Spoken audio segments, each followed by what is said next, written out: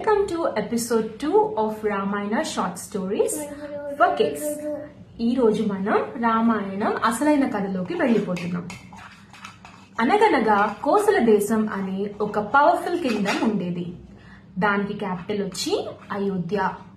అయోధ్య చాలా అందంగా ఉండేది. పెద్ద పెద్ద ప్యాలెస్లతో, పార్కులతో, ట్రీస్ తో చాలా చాలా అందంగా ఉండేది. ఇంకా అది సరయూ నది తీరాన ఉండేది.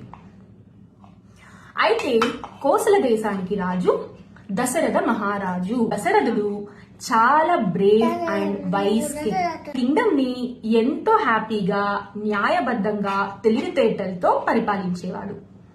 అయితే దశరథుడికి 3 భార్యలు, కౌసల్య, కైకేయి, ఇంకా సుమిత్ర.